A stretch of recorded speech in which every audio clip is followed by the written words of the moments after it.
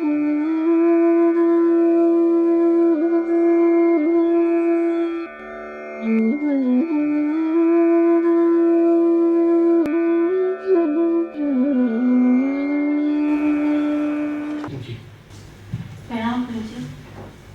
गुरुजी, मेरा नाम मीनू जैन है, मैं सूरत से आई हूँ जी।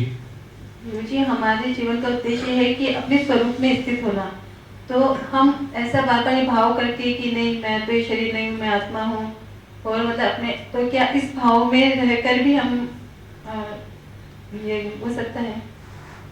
फिर दोबारा दोहरा कि मैं आत्मा हूँ, मैं ये शरीर नहीं, बार बार इस शरीर से अपने को, मतलब इस शरीर को हम निष्क्रिय समझकर, जैसे मांस का पिंड है ऐसा सोचकर, और बार बार हम अपने अंदर आने की कोशिश करें, तो क्या यह भी एक, इससे भी हमारी उन्नति होगी? हाँ, ये आप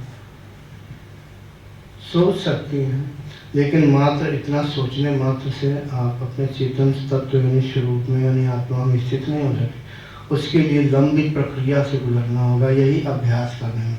किसी भी तरह का अभ्यास करें, कुल मिलाकर के किसी भी मार्ग को पकड़कर अंतर्मुखी होना।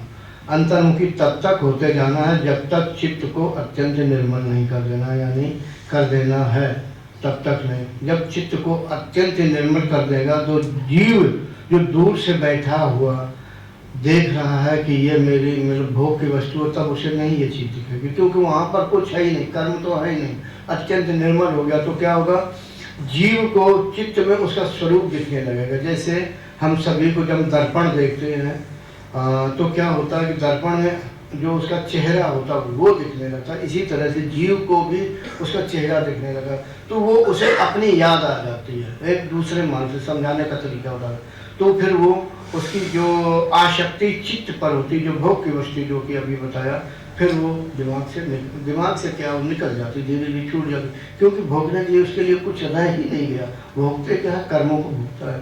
जब वो रह ही नहीं गया तो अपने स्वरूप में स्थित हो जाता है।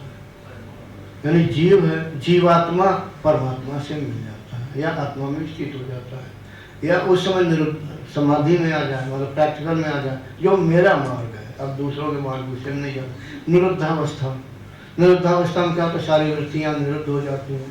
एक तो चित्त पर वृत्तियाँ होती ही नहीं है, और निरुद्धावस्था उसे कहते हैं क्योंकि चित्त उपादान कारण, जो पूर्व काल में होती हैं वृत्तियाँ, वो फिर नए सिरे से अपने आप संस्कार पैदा करता है, लेकिन फिर जल्दी ही समाधि में खत्म हो जाता है। एक तरफ वो संस्कार पैदा करते जो पहले थे, ये भोगने नहीं पड़ते। एक तरफ समाधि के द्वारा पर वैराग्य के संस्कार होते, दोनों का आमना सामना होता। बड़ी लंबी बारीकी है जो समझ पाना मुश्किल है। तो यानी इस प्रक्रिया से गुजरना पड़ेगा, सिर्फ सोचने मात्र से नहीं होगा।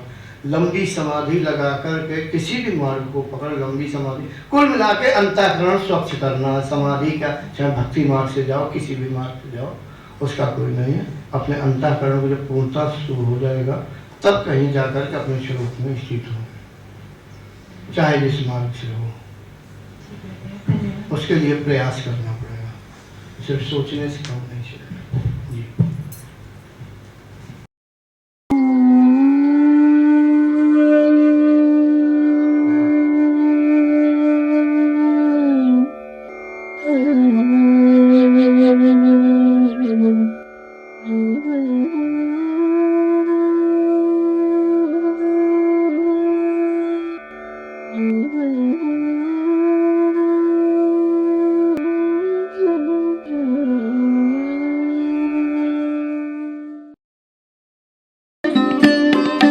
Thanks for watching.